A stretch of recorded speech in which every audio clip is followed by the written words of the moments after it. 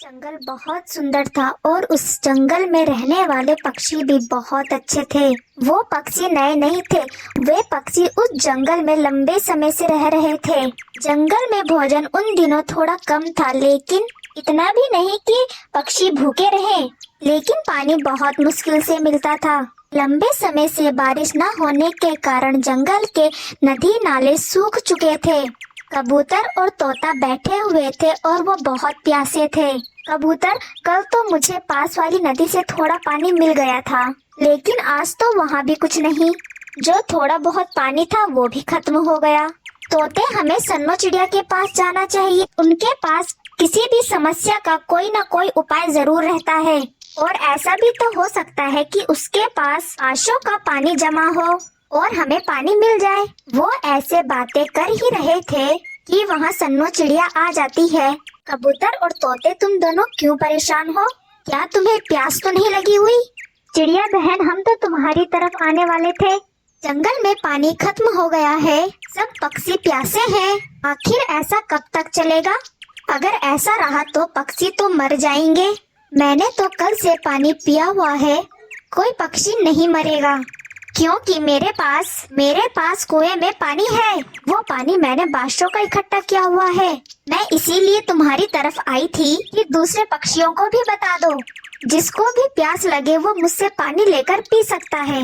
ऐसा सुनकर तोता और कबूतर बहुत खुश हो जाते हैं। चिड़िया बहन, आपने हमेशा ज्ञान से काम लिया है और सबकी मदद की। मैं आज ही सब पक्षियों को बता देता हूँ, वो तो खुश हो जाएंगे। और फिर वो सब वहाँ से चले जाते हैं। तोता सभी पक्षियों को सन्नो चिड़िया के घर पर इकट्ठा करता है।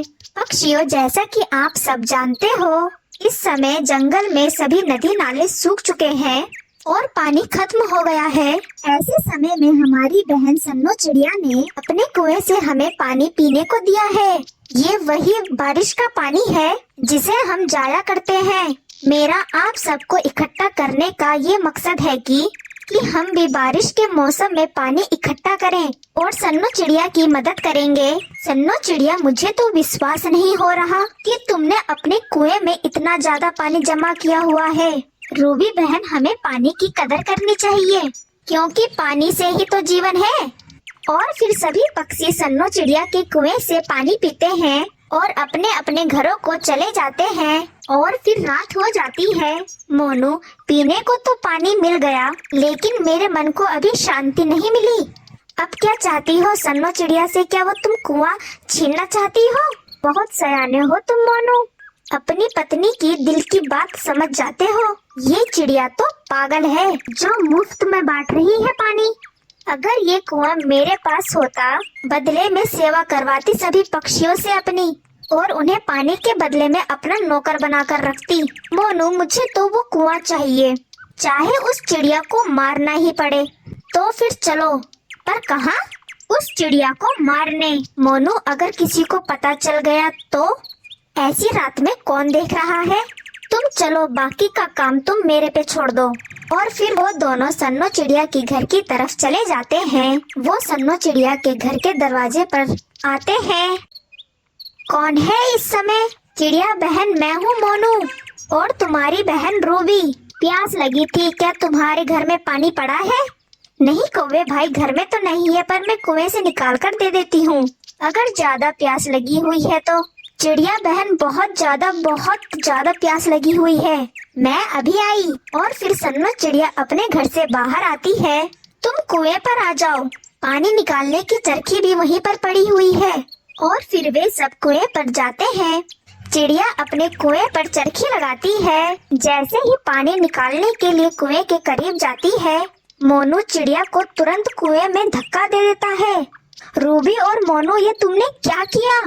मुझे कौवे में क्यों गिरा दिया? इसीलिए कि तुम अच्छे से मर सको और फिर ये कुआं हमारा हो जाए। जालिमों, मुझे बाहर निकालो, मेरा सांस घुट रहा है। अब ये रात ही रात में मर जाएगी और फिर कल से ये कुआं होगा हमारा। तो अब चलो, अभी हम अपने घर चलते हैं। और फिर वो दोनों अपने घर की तरफ लौट जाते हैं। बचाओ, मुझे बचाओ, कोई है यहाँ पर?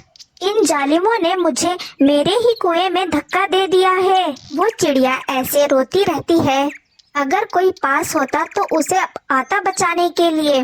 वो पक्षी यागरे था और उसे दूसरे जंगल जाना था, लेकिन वो तोते के पास रुकता है। तोता भी उस पक्षी की आवाज सुनकर उठ जाता है। मुझे एक यात्री की मदद करके बहुत अच्छा लगेगा, लेकिन हमारे जंगल में पानी की अभी कमी है।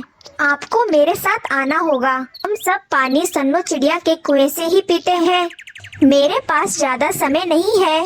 ज्यादा दूर तो नहीं है वो कुआं, पास में ही है। चलो मैं आपके साथ चलता हूँ। और फिर वो दोनों सन्नो चिड़िया की घर की तरफ जाते हैं। वो चिड़िया के घर पर जाते हैं, लेकिन कोई आवाज नहीं आती। बहुत देर होने पर तोते का ध्यान कुएं पर जाता है। वहाँ तो चरखी लगी हुई थी। पक्षी, शायद चिड़िया कुएं पर ही है, हमें वहाँ जाना होगा। और फिर वो दोनों कुएं पर जाते हैं और जैसे ही तोता कुएं में झांक कर देखता है, वहाँ सन्नो चिड़िया बेहोश पड़ी थी। अरे ये चिड़िया इस कुएं में कैसे? पक्षी, हमें चिड़िया को कुएं से बाहर निकालना होगा।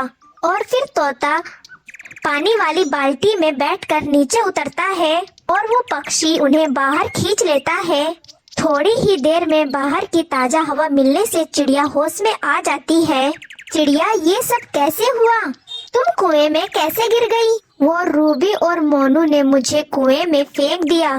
कहते थे मुझे मारकर वो लोग कुएं पर राज करेंगे और फिर सभी को पानी के बदले अपना नौकर बनाएंगे। इस बार हम सभी पक्षी मिलकर उनको छोड़ेंगे नहीं।